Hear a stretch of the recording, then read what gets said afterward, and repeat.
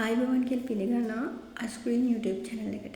ඉතින් අද අපි කතා කරන්න බලාපොරොත්තු වෙන්නේ කෝමාරිකා පිළිබඳව.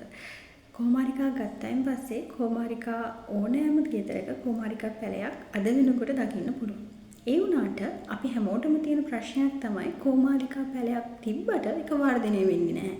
ඒ වගේම තමයි කෝමාරිකා පැලේ වර්ධනය වෙන්නේ නැහැ වගේම පැල ගොඩක් විශාල ප්‍රමාණයක් අපිට ලබා ගන්න බැරි වෙනවා.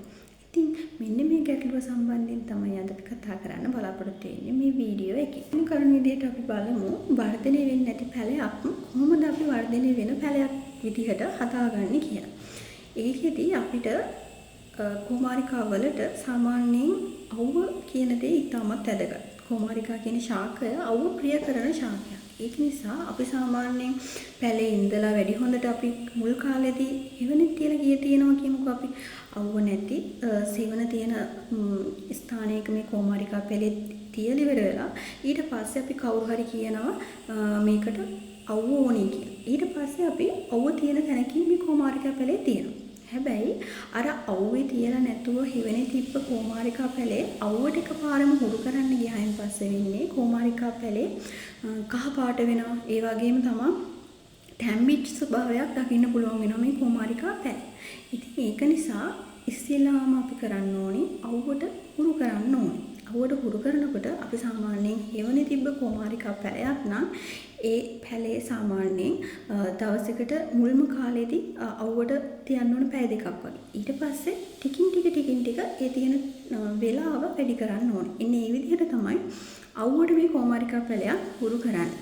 ඉතින් මේ අවුවට කෝමාරිකා පැලයක් හුරු කරාට පස්සේ කෝමාරිකා පැලේ හොඳින් වර්ධනය වෙනවා. මොකද කෝමාරිකා කියන ශාකයේ සාමාන්‍යයෙන් හැදෙන්නේ වැඩිපුරම ශුෂ්ක කලාපයේ. ඒ කියන්නේ මේක වියලි කලාපයට ගොඩාක් ප්‍රිය කරන ශාකයක්.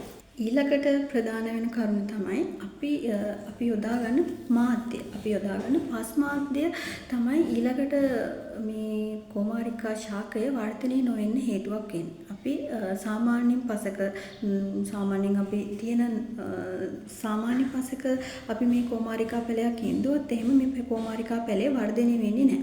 ඒ වගේම තමයි ගොඩක් දෙනෙක් වැඩි වර්ධනයක් ගන්න කෝමාරිකා පැලයක් කොම්පෝස්ට් පොහොර හරි මොකක් හරි වෙන පොහොර වර්ගයක් කුකුල් පොහොරක් හරි ගොම පොහොරක් හරි දාලා ඉවරලා වැඩි වර්ධනයක් ගන්න මේ පැලේ ඒ මාධ්‍යයේ ඉඳනවා. හැබැයි මේ මාධ්‍යයේ ඉඳුවාට මේ පැලේ වර්ධනය වෙන්නේ නැහැ.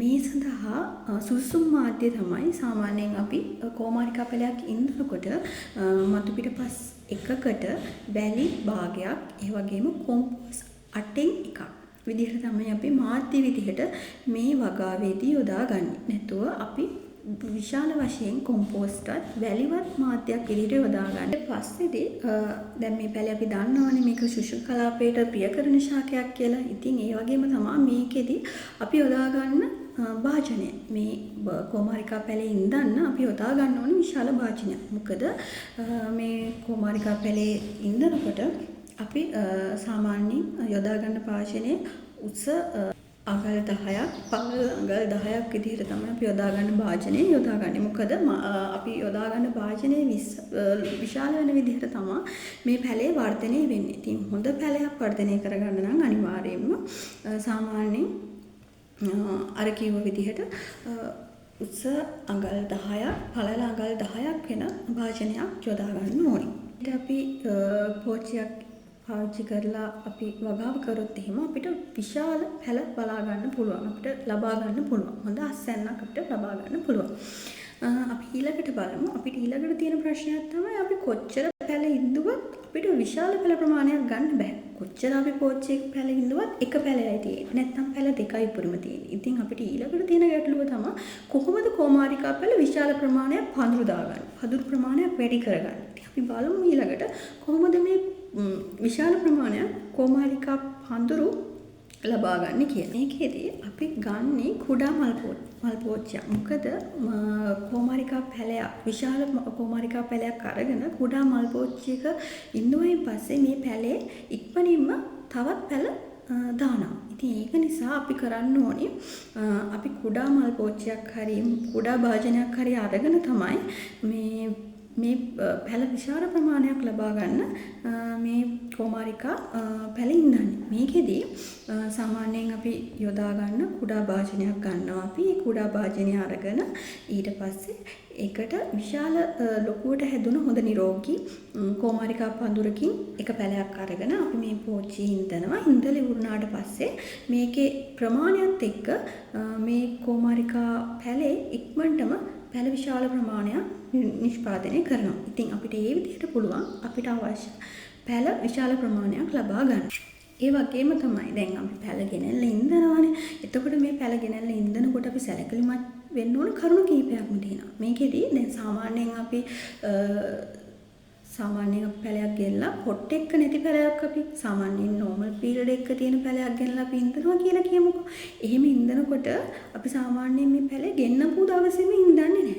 ඒ පැලේ ගෙනල්ලා අපි සාමාන්‍යයෙන් දවස් 2-3ක් සාමාන්‍ය මද පවණි තියෙනවා. මොකද පැලේ එකපාරම ගෙනල්ලා පස් මාස දෙක ඉඳුවොත් එහෙම මේ පැලේ වර්ධනය වෙන්නේ නැහැ. ඒක නිසා අපි පැලයක් ගෙනාවොත් එහෙම පැල කිහිපයක් හරි එක පැලයක් හරි අපි ගෙනාවොත් එහෙම ඒ පැලේ ගෙනල්ලා අපි සාමාන්‍යයෙන් දවස් 2-3ක් තියලෙවලා තමයි අපි ඉඳීම සිදු කරන්නේ. ඊපස්සේ අපි මේ පැලේ ඉඳනකොට මුල් පද්ධතිය විතරයි පසට යට කරන්නේ.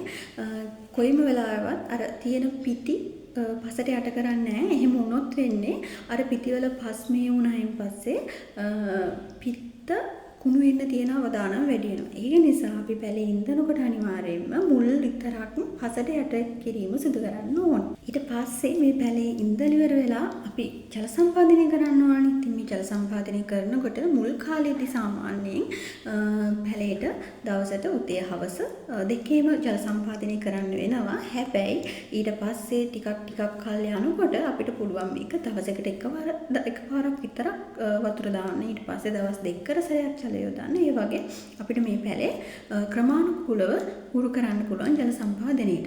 ඊට පස්සේ අපිට තියෙන ගැටලුවක් තමයි කොහොමද මේ පැලේ පැල කරා දැන් අපි පැල කරාට පස්සේ කොහොමද අපි මේ පැලේ වර්ධනය වෙලා තියෙන්නේ? කොහොමද මේ පැලේ වර්ධනය වෙනවද නැත්නම් මේ පැලේ මැරෙනවද කියන එක ගැන අපිට තියෙන ලොකු ප්‍රශ්නයක්. කොහොමද මේක අලුතින් මේ පැලයක් හිටෙවුවම කොහොමද අපි මේක වර්ධනය වෙලාද කියලා දැනගන්නේ කොහොමද කියන එක.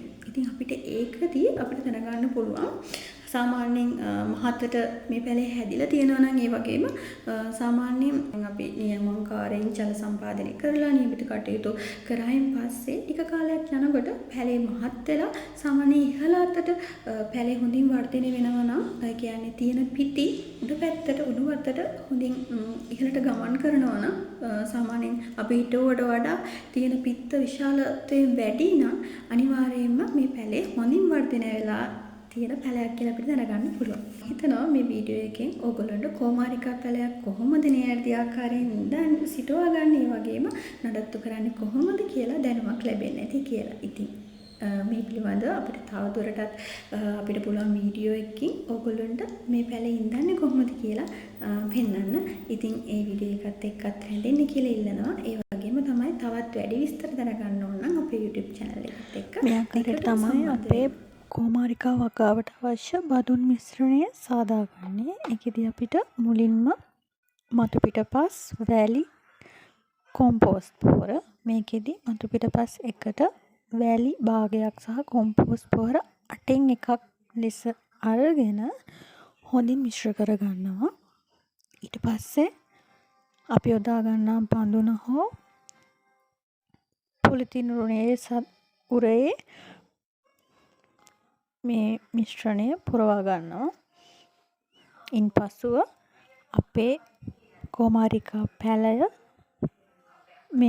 මේ බඳුනේ සිටවා ගන්නවා. මේකෙදී අපි මුලින් කිව්වා වගේ කෝමාරිකා පැලේ මුල් ටික විතරක් පසට යට වෙන ආකාරයට තමයි අපි සිටවා ගැනීම සිදු කරන්නේ.